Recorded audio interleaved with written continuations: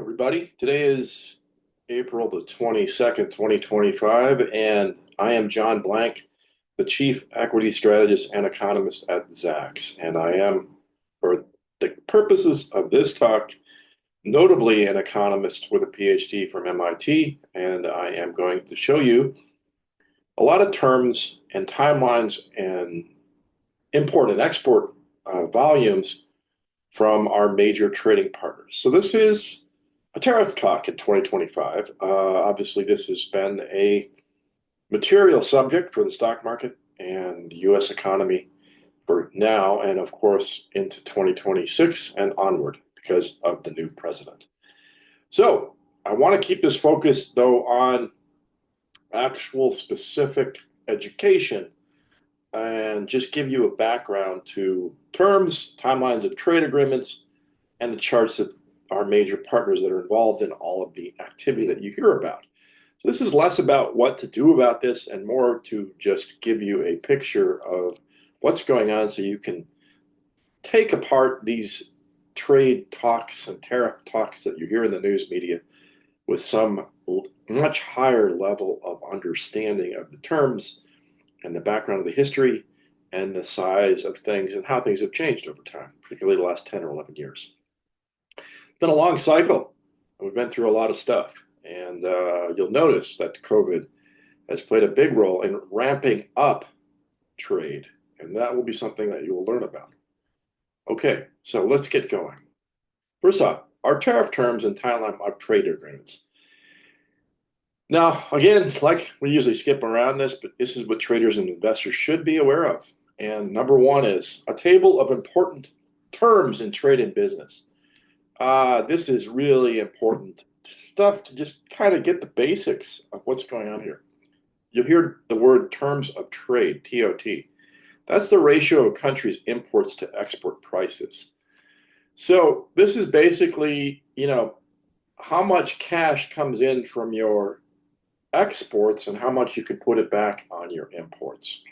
The terms of trade are about the ratio of the prices. So take all your trade prices and weight them, and you take all your export prices and weight them by the amount of trade, and you get a terms of trade.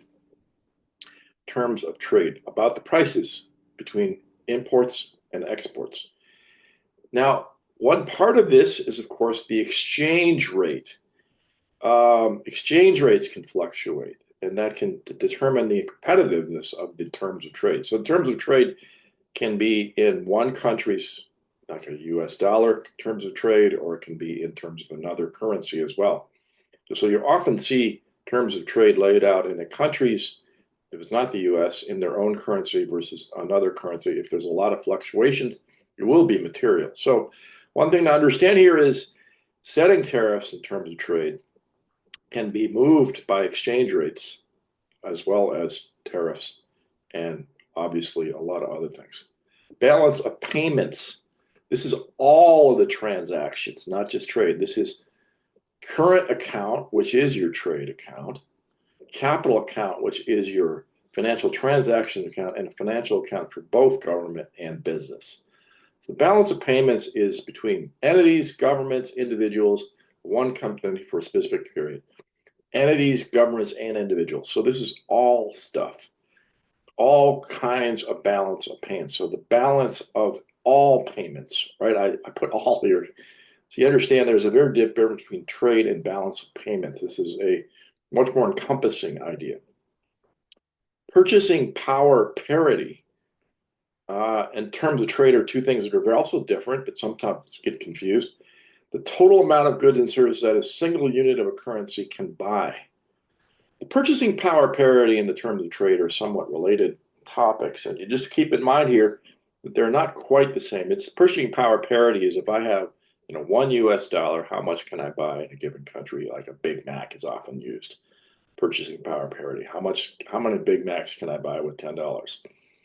It might be different in very different countries. So you just take a very simple idea. I have $10 and I'm going to buy a Big Mac in how many can I buy in Philippines? How many can I buy in China? How many can I buy in Mexico? That's what's called the purchasing power parity. So you find a given thing and you take a look at it. and see how much you can buy of it. Export trading company. So this is facilitating exports and between companies. So what does it do? Market research, warehouses, shipping, insuring, and billing. So export trading companies, will do this for you. They'll take your product and make sure there's a market for it, put it in a warehouse, ship it, insure it while it's being shipped, and then bill you. Foreign direct investment. This is one company's investment in another company in another country. So this is private, right? Forward foreign exchange, a future date at a predetermined price. Again, because of the issues with exchange rates, there's oftentimes a agreement to use a forward agreement, which is a future date, maybe when the product actually arrives. It might be weeks or months, and a predetermined price for that foreign exchange. Trade deficit is between a country's imports exceed its exports. All that is an accounting thing between a country's imports that exceed its exports. So if you're importing more than you're exporting, you're going to run trade deficits. And you're going to see the United States runs a lot of trade deficits. Value added tax. This is a more complex idea. It's basically a consumption tax. Tariff. I just want to understand one very basic thing for all of you. I put it right here. A tariff or a duty is a tax. It is a tax. We're going to get into this. Why is this meaningful? Because the U.S. Congress is the only person who's supposed to be setting taxes, and we're going to get into how that will be material in this concept. Letter of credit. This is a document issued by the importer bank guaranteeing payment. So if I am importing something from abroad, I will guarantee payment of it before it arrives. I'll send a letter of credit to the importer saying, yes, I will buy this and guarantee payment. So this is letting it happen. Logistics is the movement from one place to another place. Dumping is when a price is lower than the production cost.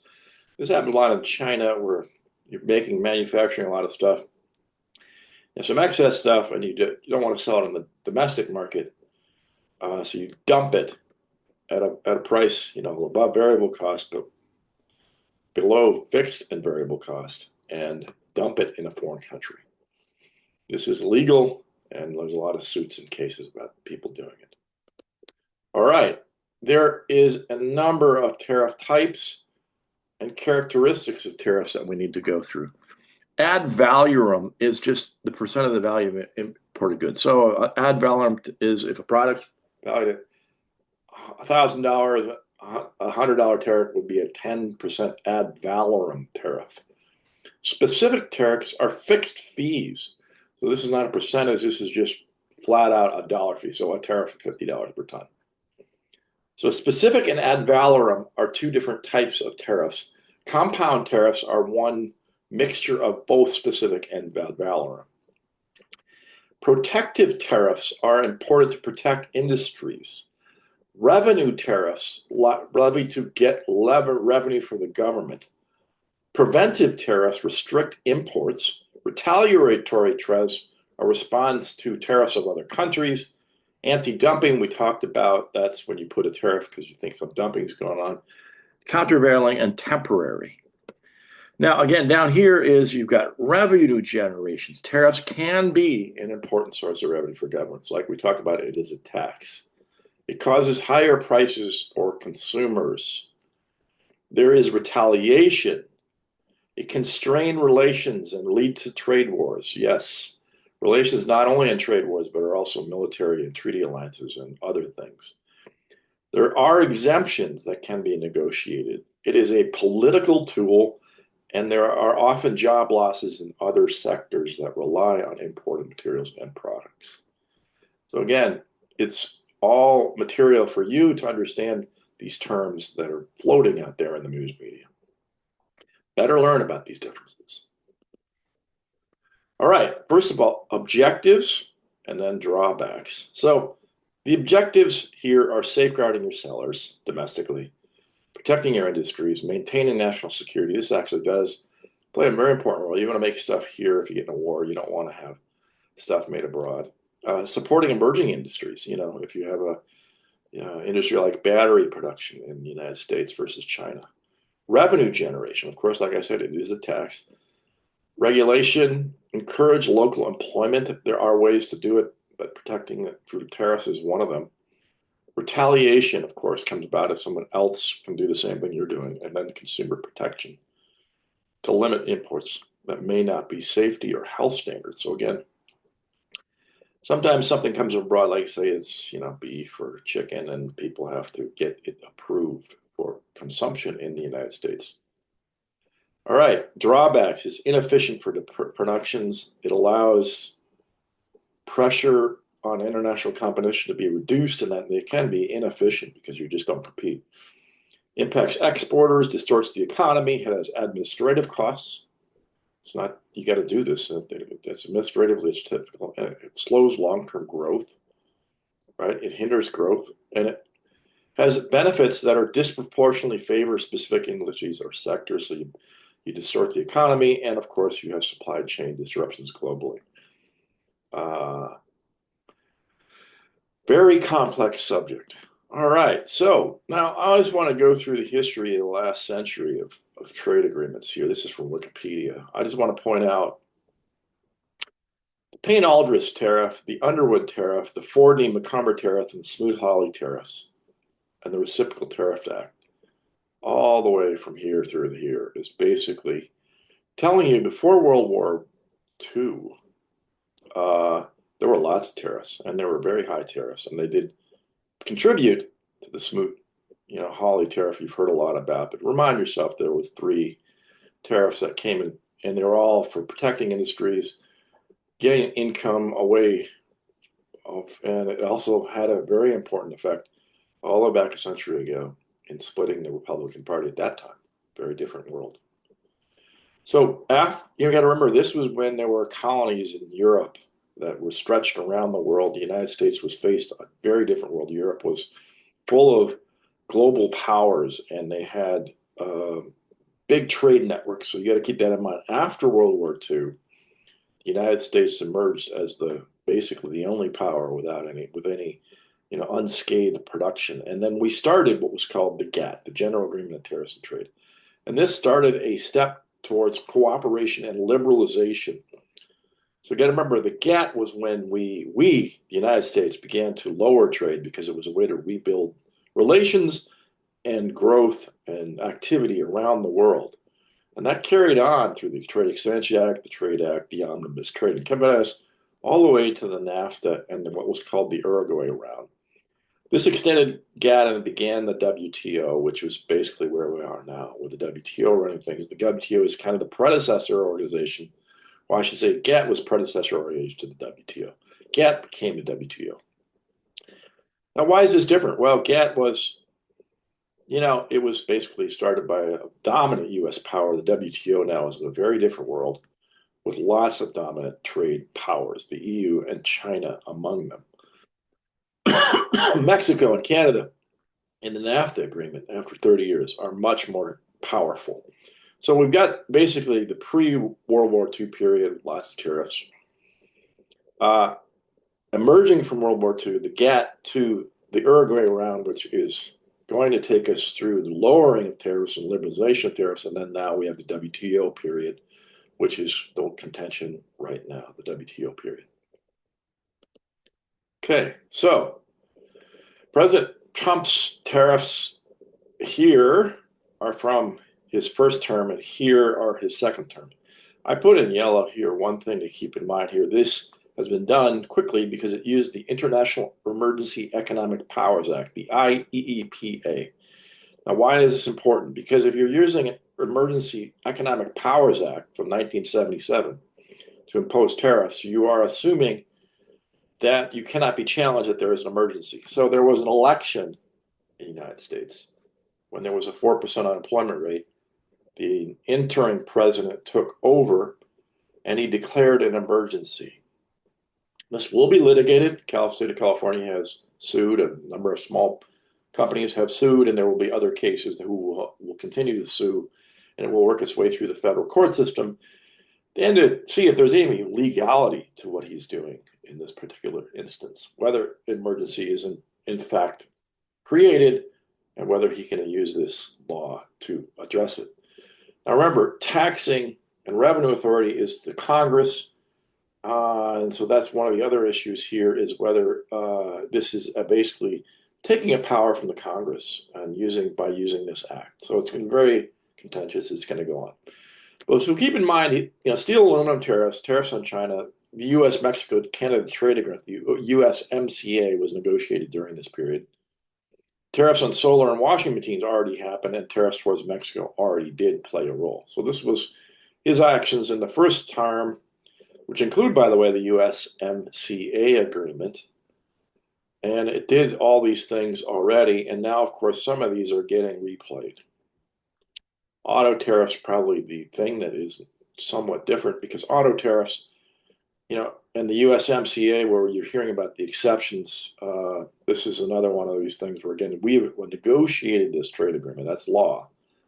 And now we're imposing tariffs, and we'll have to see how that plays out as well.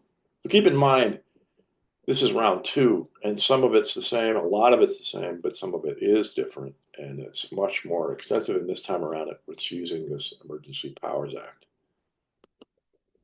Okay, so there are 8 steps to implementing a tariff. Just keep this in mind. You establish a tariff, and you've got to make the decisions and the determination of what the rate is and all that kind of stuff. Implement the tariff. There's a legal framework. You got to put a statutory organization to formulate the legal framework. Like I said, it is a law. Collect the tariff. That's customs declaration. Assess the duty. Pay the tariff. Then the costs between importers go up and down. Or domestic market effects, economic effects, consumer behavior changes, trade relationships change, government revenue gets collected, monitoring and enforcement, compliance, and penalties for evasion.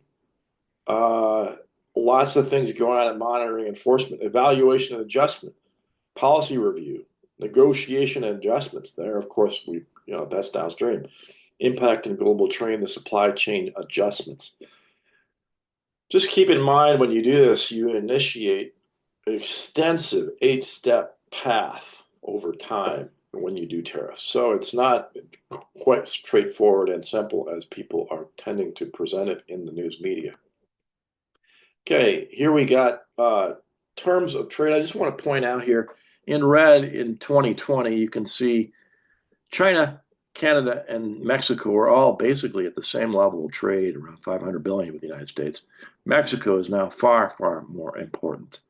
Canada is even way more important than China, and China is basically added 20 billion, but is really not a general power relative to Canada and Mexico. So the USMCA and the COVID pandemic really move supply chains more dramatically into alignment between Canada and Mexico and the United States. That is the new situation versus the pandemic. So what happened, of course, there were a lot of support bottlenecks coming from China.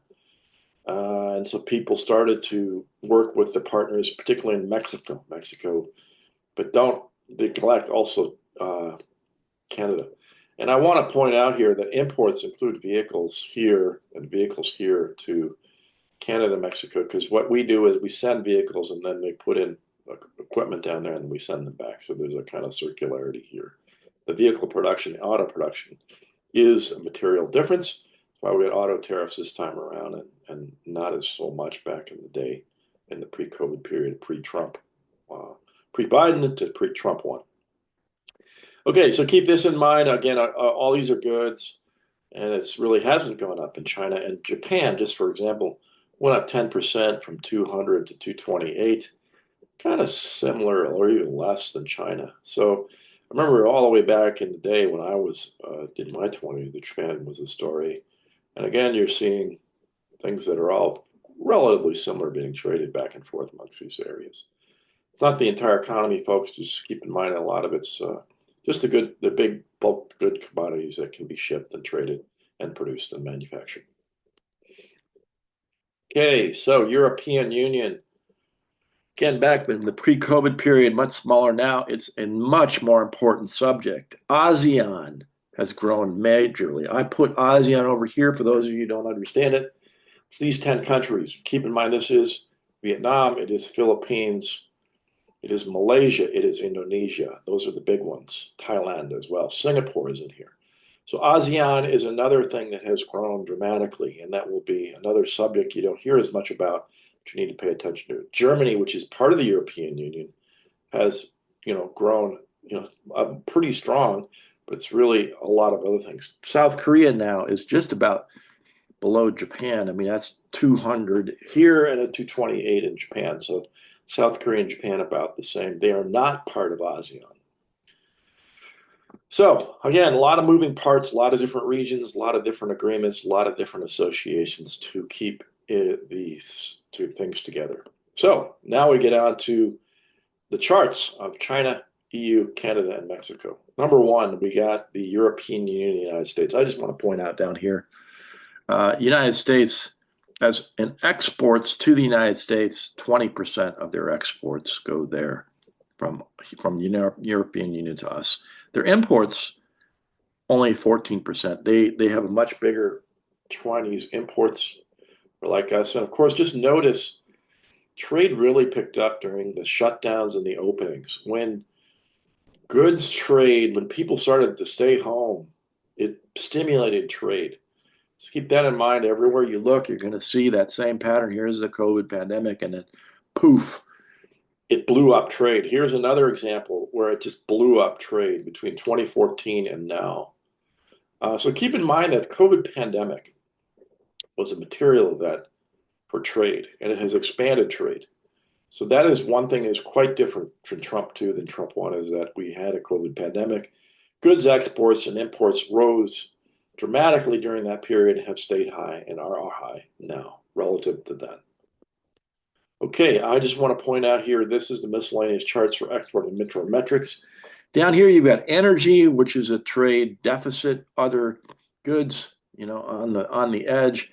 And what with surplus is, people buy a lot of food and drinks from Europe. There's specialty food and food and drink things. People wine, of course, cheese, chocolates, all those types of things.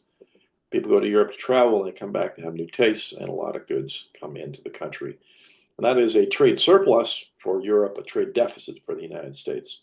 And we do have a lot of energy production that we send to Europe. One of the basic negotiating tactics is to raise energy for the demand for food. Chemicals might be, and machinery are also in there. But you can see raw materials and energy are what come from the United States in a trade deficit context. So there's a little more demand here for this, and this is a little more supply here for them. Just keep in mind, this is just a way to see what people buy and sell. I mean, trade deficits and surpluses are often left at the country level, but they can be also just accumulated over industry level to show differences in people's preferences and abilities. Canada. Again, just to keep this in mind, a lot of it, there's 1 million jobs in manufacturing, over 1 million, 1.1 million jobs in Canada that are now affected by what's going on here. And you can see, again, there's just a lot of evidence that from the COVID pandemic, which is right here, things picked up. And again, after the financial crisis, things picked up in trade. So it seems like every time there has been a major panic, there has been a shift in trade, and production has gone up in the global economy.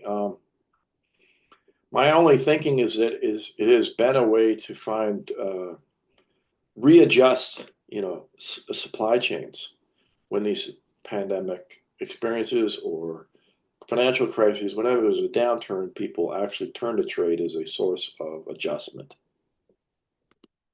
Mexico, I mean, just amazing. Here's the financial crisis, like I said, and here's the USMCA was established. You heard about that. There's the COVID pandemic, and you can see just how dramatically from that Uruguay round in the NAFTA, talk about now we're in the WTO, now how much more important trade has become for the United States. And of course, there's a negative trade balance with Mexico. We import more than we export to them. And this is causing a wider trade balance, which of course has been the factor behind all the tariffing that has gone up in these areas. Okay, That's it for me. I hope you enjoyed this. I'm only interested today in giving you a background so you can understand the subject better. There will be plenty more coming down the pipe for you, and hopefully this discussion helps you out in understanding better how to play a role in all this. So give us a call, 866-794-6065, or send us an email, strategycall@zackspro.com, or find us on the web at www.zackspro.com, and get a hold of these slides so you can look through this material at your leisure, and all the detail can be a source of a desk reference or a trading reference or a news reference for you going forward. So once again, 866-794-6065, and email strategycall@zackspro.com. Thanks all, everybody.